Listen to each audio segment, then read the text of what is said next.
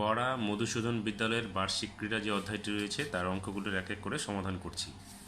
এখানে দেখো বলেছে বিস্কুটের প্যাকেটের সংখ্যা কয়টি আছে। এখানে 1 2 3 4 5 6টি।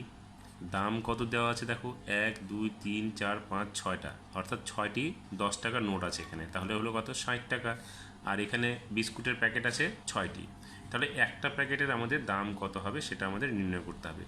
তাহলে দেখো আমরা 6 দিয়ে এখানে মোট টাকাটাকে ভাগ করলে পেয়ে যাব, অথবা দেখো এখানে 6টি প্যাকেট আছে, 6টা 10 টাকা আছে, তাহলে আমরা সহজেই দেখতে পাচ্ছি যে একটা প্যাকেটের দাম কত হবে 10 টাকা করে হবে।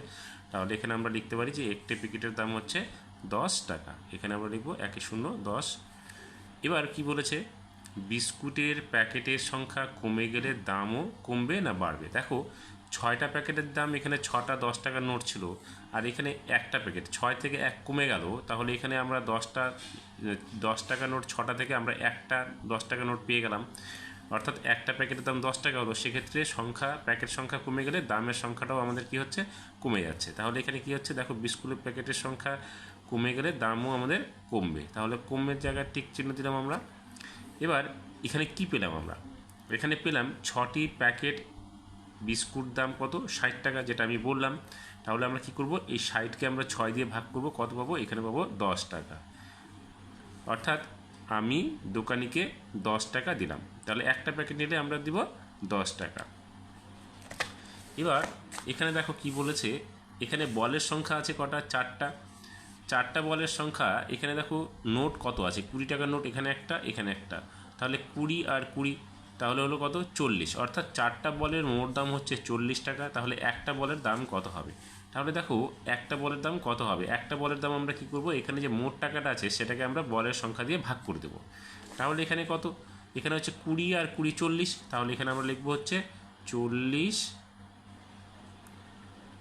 ভাগ চিহ্ন, এখানে একটা বল বের করব, তাহলে এখানে আমরা একটা বল বের করতে গেলে আমরা 4 দিয়ে ভাগ করব, তাহলে এখানে 4 দিয়ে ভাগ করব। দেখো 4 দিয়ে ভাগ করতে গেলে দেখো দুটো বলের দাম যদি আমরা 20 টাকা ধরে নিই, তাহলে একটা বলের দাম কত হবে, 20 অর্ধেক 10, অর্থাৎ এখানে দেখো আবার এই দুটো বলের দাম 20 টাকা, তাহলে একটা বলের দাম 10 টাকা, অর্থাৎ 4টা বলের দাম যদি 40 টাকা হয় তাহলে একটা বলের দাম হবে কত 10 টাকা, অর্থাৎ 4 10 40, আমরা এখানে লিখবো হচ্ছে 10 টাকা।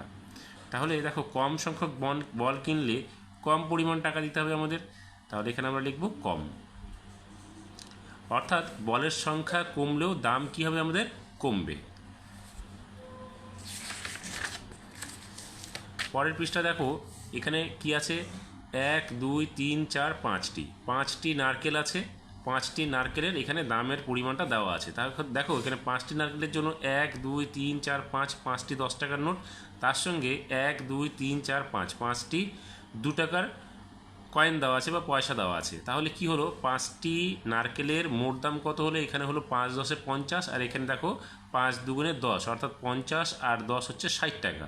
তাহলে একটার দাম কত হবে, তাহলে একটার দাম ক্ষেত্রে দেখো এখানে 5টা নারকেলের জন্য 5টা 10 টাকা নোট, আরও 2 টাকার পয়সা হচ্ছে 5টি, তাহলে একটা 10 টাকা এবং একটা 2 টাকা নিলেই আমাদের একটা নারকেলের দাম আমরা পেয়ে যাব।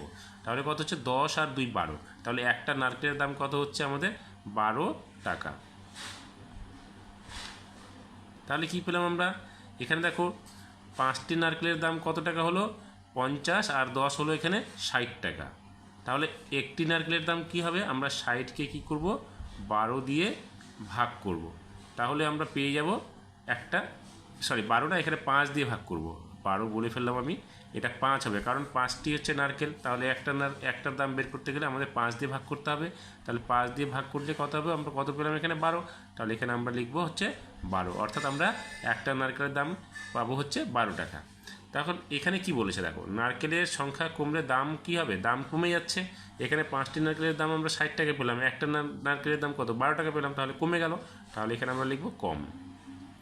তাই একটি নারকেলের দাম কত হচ্ছে 12 টাকা, এখানে আমরা লিখবো 12 টাকা।